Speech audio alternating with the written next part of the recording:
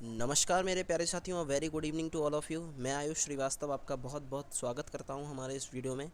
और ये वीडियो हमारा क्लास 6 हिस्ट्री का chapter kingdoms, Kings and an early Republic का पार्ट 2 है। तो चलिए स्टार्ट करते हैं बिना किसी देर के। तो इसमें हम जानने वाले हैं टैक्सेस के बारे में। चलिए पढ़ते हैं। As the rulers of mahajanapadas were building huge forts, maintaining big armies, they needed more resources and they needed official to collect these। देखिए, जैसा कि हम जानते हैं कि महाजनपदास के जो लोग होते थे, अब महाजनपदास क्या होती हैं, जो जनपदास थी उनमें से कुछ बहुत ज़्यादा इम्पोर्टेंट जनपदास थी, उनको महाजनपद कहा गया। तो महाजनपदास के जो रूलर्स हुआ करते थे वो बहुत ही ज़्यादा बड़ा बिल्डिंग फोर्ट रहते थे उनके, ठीक है। बहुत बड़े बड़े किले रहते थे और वो बहुत बड़ी आर्मी भी मेंटेन करके रखा करते थे और बहुत सारे रिसोर्सेज की उनको बहुत ज़रूरत पड़ा करती थी। और इन्हें कलेक्ट करने के लिए वो अपने यहाँ ऑफिशियल्स भी रखा करते थे। So instead of depending on occasional gifts brought by peoples as in the case of the rajas janapadas they started collecting regular taxes. देखिए, क्या होता था कि जनपदास के समय जो राजा हुआ करते थे उन लोगों को क्या है ना, जो कोई स्पेशल ओकेज़न होता था, सेक्रीफाइस वगैरह जब वो किया करते थे, यज्ञ वगैरह किया करते थे, तो ऑर्डिनरी पीपल जो होते थे वो उन्हें गिफ्ट्स दिया करते थे। लेकिन गिफ्ट्स से सारी चीज़ें जो है उनकी जो फुलफिलमेंट नहीं हो पाती थी, जो जितना भी उनको रिक्वायरमेंट होता था वो फुलफ़िल नहीं हो पाता था। तो उन्होंने क्या किया, जो महाजनपदास के जो राजास थे, जो रूलर्स थे, उन्होंने क्या किया, एक रेगुलर बेस पे एक टैक्स कलेक्शन स्टार्ट कर दिया, टैक्स कलेक्ट करना स्टार्ट कर दिया। तो किस किस पर ये टैक्स लगता था वो हम देखने वाले हैं। तो देखिए, taxes on crops were the most important. सबसे इम्पोर्टेंट था क्रॉप्स पर टैक्स लगना। This was most of the people were farmers. Usually the tax was 1/6 of the what was produce. This was known as bhaga and और a share. देखिए, क्या होता था कि जितनी भी प्रोडक्शन हुई है किसी फार्मर की, क्या होता था उस समय ना, ज़्यादातर लोग किसान होते थे। तो कोई किसान है, कोई फार्मर है, अगर उसकी जितनी प्रोडक्शन हुई है तो उसका 1/6 पार्ट जो है वो कहाँ पर जाएगा, वो राजा के पास जाएगा एज अ टैक्स, ठीक है। और उसको क्या कहा जाता था, भाग या शेयर कहा जाता था, ठीक है।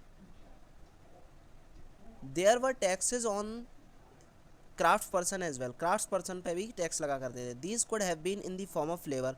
और ये किसकी फॉर्म में हुआ करते थे, लेबर की फॉर्म में। For example, a weaver or smith may have had to work for a day every month for the king. देखिए, क्राफ्ट पर्सन पर भी टैक्स लगा करते थे। अब ये लेबर की फॉर्म में हुआ करते थे टैक्स, ठीक है। क्राफ्ट पर्सन पर टैक्स लगा करते थे तो किसकी फॉर्म में हुआ करते थे, लेबर की फॉर्म में। लेबर की फॉर्म में हुआ करते थे। अब जैसे लेबर की फॉर्म में किस तरीके से हुआ करते थे कि अगर कोई भी उन लोगों को क्या करना पड़ता था ना, जो क्राफ्ट पर्सन होते थे उनको राजा के यहाँ काम करना पड़ता था कुछ दिनों के लिए या कुछ महीनों के लिए, ठीक है। Herders were also expected to pay taxes in the form of animals and animal produce. अब जो हर्डर्स हुआ करते थे उनको भी टैक्स पे करना पड़ता था। या तो वो एनिमल्स को गिफ्ट कर दिया करते थे, या फिर जो एनिमल से जो प्रोड्यूस हो रहा है, जैसे मिल्क वगैरह होगा, किसी के यहाँ गाय है तो गाय से मिल्क वगैरह मिल गया तो मिल्क उनको राजा के यहाँ देना पड़ता था। There were also tax on goods that were bought and sold through trade. और किस पर ट्रेड टैक्स लगता था, अगर कोई भी सामान खरीद रहा है, एक्सपोर्ट या इम्पोर्ट हो रहा है, तो ट्रेडिंग पर भी टैक्स लगता था। And hunter and gatherers also had to provide forest produce to the raja. और जो हंटर गैदरर्स हुआ करते थे उनको भी देना पड़ता था फॉरेस्ट प्रोड्यूस। जो फॉरेस्ट में जो भी चीज़ें प्रोड्यूस हो रही हैं, जैसे फल फ्रूट्स वगैरह हो गए या लकड़ियाँ वगैरह हो गई, तो उनको भी राजा को देनी पड़ती थी, ठीक है। Changes in agriculture. अब एग्रीकल्चर में क्या क्या चेंजेस आए, तो देखिए, एग्रीकल्चर में दो बड़े चेंजेस आए। क्या थे वो changes? One was growing use of iron plug shares. एक तो आयरन प्लग शेयर्स का यूज़ किया जाने लगा, हल का यूज़ किया जाने लगा। This mean that heavy clay soil could be turned over better than with A wooden plug share.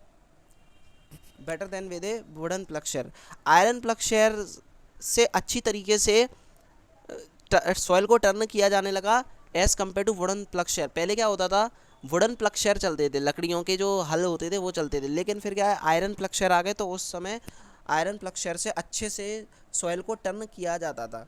So that more grain could be produce, जिससे कि और अच्छे से जो अनाज है वो प्रोड्यूस हो सके। सेकेंड चीज़ क्या थी? Second thing is people began transplanting paddy. This means that instead of scattering seeds on the ground from which plants would sprout, sapling were ground and then planted in the field. तो अब लोग क्या करने लगे, पहले क्या होता था ना कि जब बीज बोया जाता था तो लोग जो है खेत में ऐसे ही बिखेर देते थे बीजों को, ठीक है ना। यहाँ पर लिखा हुआ है यहाँ पर क्या लिखा हुआ है, यहाँ पर लिखा हुआ है इंस्टेड ऑफ स्कैटरिंग सीड्स। तो पहले क्या करते थे लोग, ऐसे ही बिखेर देते थे और बारिश का इंतज़ार करते थे कि जब बारिश होगी तब प्लांट ग्रो हो जाएंगे अपने आप। लेकिन अब क्या किया उन्होंने, ट्रांसप्लांट करना शुरू कर दिया। जैसे आपने देखा होगा साउथ इंडिया में जब चावलों की खेती होती है, पैडी मीन्स धान या चावल, तो चावलों की जो खेती होती है उसमें क्या करते हैं, छोटे छोटे वो पौधे लगाते हैं पानी में। तो उसका मतलब क्या है कि पहले छोटे छोटे पौधे उन्होंने लगाए, और जब वो ग्रो हो गए, जिसको हम सैपलिंग्स बोलते हैं, जब वो ग्रो हो गए तो उनको क्या कर दिया, प्लांट कर दिया फील्ड में।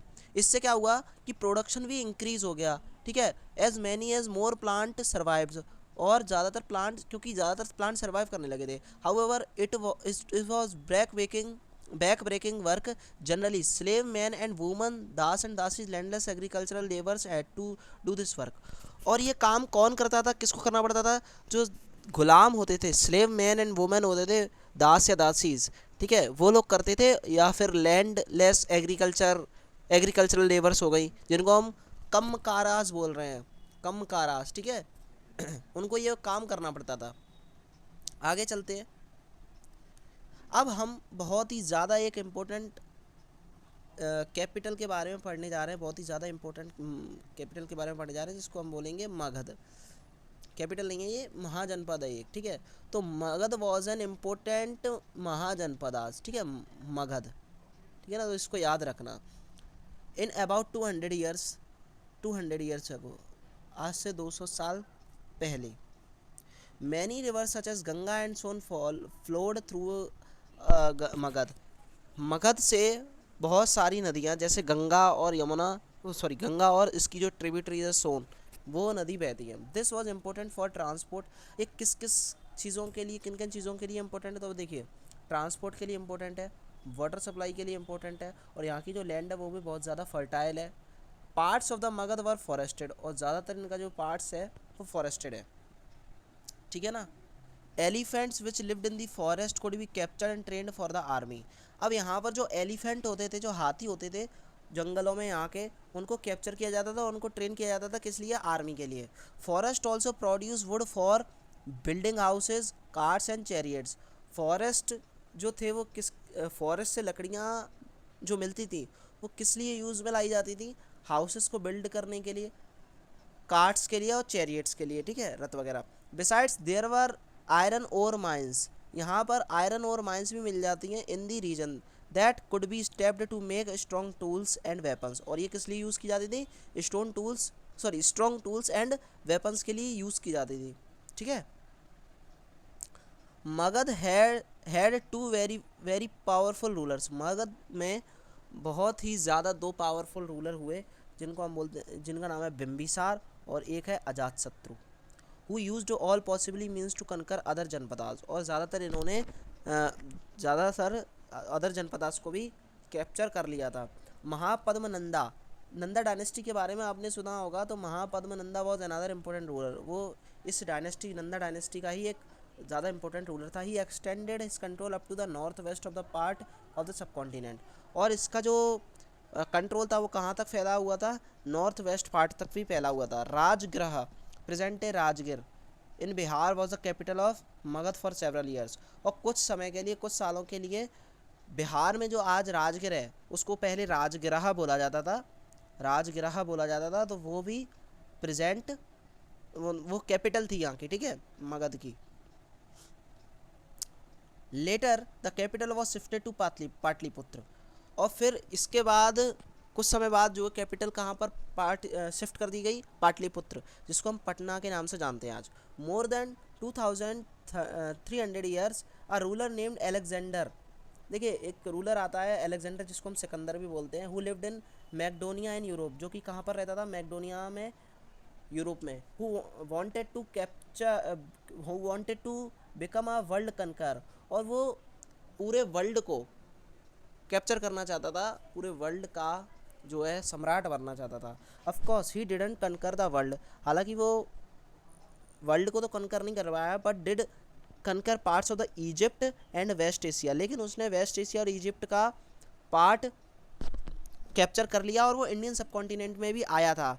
कहाँ तक आया था? ब्यास बैंक के यहाँ पर भी आया था। लेकिन जब उसने सुना कि जो ईस्टवार्ड्स में, ईस्ट की तरफ सोल्जर ने सुना कि भैया मार्च है सोल्जर्स का, तो उसके जो सोल्जर्स थे वो भाग गए, पीछे हट गए, क्योंकि उन्होंने ये सुना था कि जो इंडिया का रूलर है उसके पास बहुत बड़े आर्मी है, फुट सोल्जर्स की और चैरियट्स और एलिफेंट्स की बहुत बड़ी आर्मी है। तो इस वजह से वो ये सुनकर उसके जो सोल्जर्स थे वो भाग गए।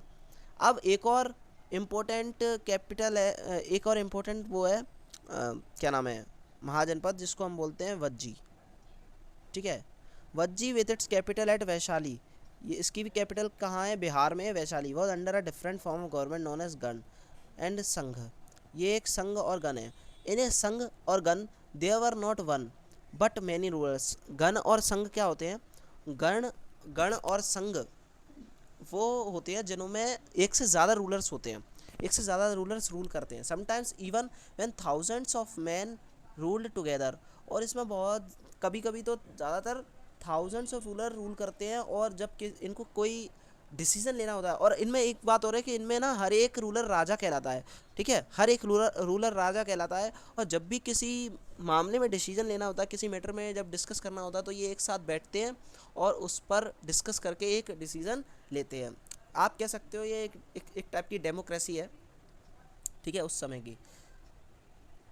ठीक है, तो उनकी जो है रिचुअल्स भी वो एक साथ परफॉर्म करते हैं, और असेंबलीज में मिलते हैं, डिसाइड करते हैं जो भी हम चीज़ें उन्हें करनी होती थी, डिसाइड करते हैं। For example if they were attacked by an enemy, they met to discuss what should be done to meet the threat.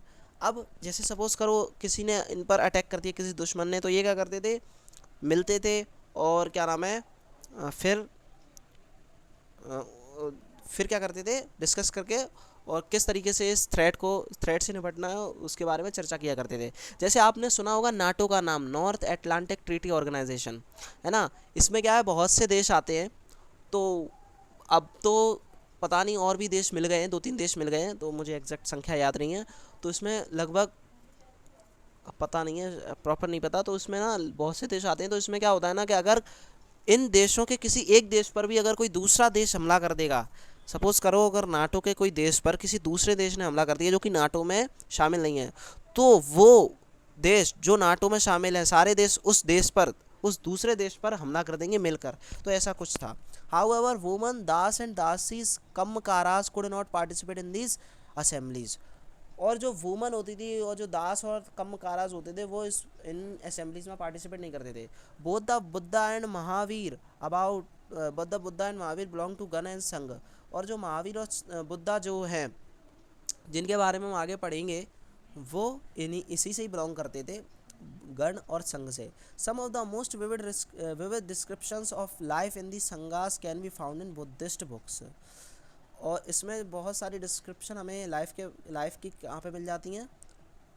Buddhist books में देखने को मिल जाती हैं। ठीक है, आगे देखते हैं।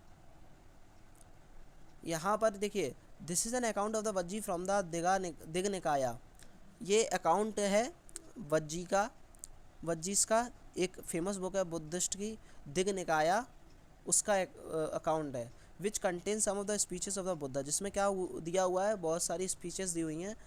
और ये कब लिखा गया था? आज से 2300 साल पहले, 2300 ईयर्स अगो। ठीक है, इसमें क्या है, इसमें अजात शत्रु वांटेड टू अटैक द वज्जीज।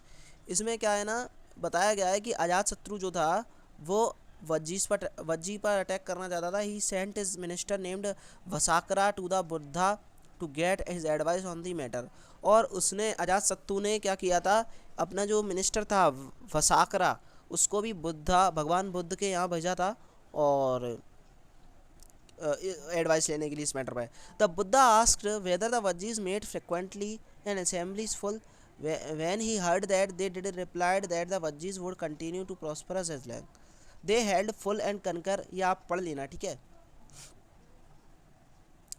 तो देखिए, the rajas of the powerful kingdom tried to conquer संघ।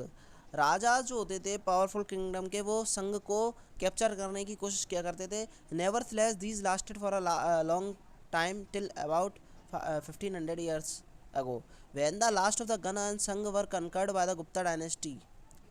और जो लास्ट गन और संघ जो कैप्चर किए गए थे वो गुप्ता डायनेस्टी के द्वारा किए गए थे। इसके बारे में आप आगे पढ़ोगे, ठीक है। अब इसको पढ़ते हैं थोड़ा सा। Around 2500 years ago the people of Athens were set up a form of government। 2500 साल पहले एथेंस के जो पीपल थे उन्होंने गवर्नमेंट फॉर्म की थी, जिसको हम डेमोक्रेसी भी बोलते हैं। डेमोक्रेसी मीन्स जो लोगों के द्वारा गवर्नमेंट चुनी जाती है। Which lasted for 2200 years ago. All free man over the age of 30 were recognise as full citizen. इसमें क्या होता था कि जो 30 से ऊपर जो लोग हैं, 30 की एज से जो ऊपर लोग हैं, उनको फुल सिटीजन मान लिया जाता था। अब की डेट में 18 ईयर्स है, ठीक है। There was an assembly that met at 40 times a year to decide on important matters. और यहाँ पर जो असेंबलीज होती थी वो 40 बार मिलती थी एक साल में। ऑल सिटीजन को अटेंड दिस मीटिंग, और हर एक सिटीजन्स जो है इस मीटिंग्स को अटेंड कर सकता था। Appointments for many position were made through lottery. और अपॉइंटमेंट जो होती थी वो क्या करती थी, लॉटरी के द्वारा निकाला करते थे। देखिए बहुत सारे लोग होते होंगे उस समय, तो ऐसा तो नहीं है कि हर एक इंसान असेंबली में पहुंच जाए, क्योंकि जगह कहाँ से लाओगे आप इतने लोगों के लिए बिठाने के लिए। तो वो क्या करते थे, एक लॉटरी वाला सिस्टम रखते थे। जैसे सपोज़ करो उन्होंने एक डिब्बा रख दिया, उसमें पर्ची रख दी, अब जिसकी भी लॉटरी निकलेगी वो उस असेंबली में शामिल होगा। All those who wanted to become to chosen gave in their name and some were selected through lottery, ठीक है। Citizens were expected to serve in the army. और सिटीजन्स को मतलब आर्मी और नेवी में सर्व करने के लिए कहा जाता था। However women were not considered as citizen. लेकिन यहाँ पर हम देखें कि हमें पूरी तरीके से डेमोक्रेसी देखने को नहीं मिलती, क्योंकि यहाँ पर वुमेंस को जो है सिटीजन्स के रूप में, वुमेंस को, फॉरेनर्स को, और जो स्लेव्स होते थे जैसे दास वगैरह हुए, उनको फुल सिटीजन्स के रूप में एक्सेप्ट नहीं किया जाता था, या सिटीजन्स के रूप में एक्सेप्ट नहीं किया जाता था। कौन कौन, वुमेंस, फॉरेनर्स और जो स्लेव्स होते थे उनको, ठीक है। तो ये था हमारा चैप्टर। मिलते हैं अगले वीडियो लेक्चर में। आई होप आपने इस लेक्चर को एंजॉय किया होगा। तो तब तक के लिए खुश रहिए, स्वस्थ रहिए, मस्त रहिए। Thank you so much.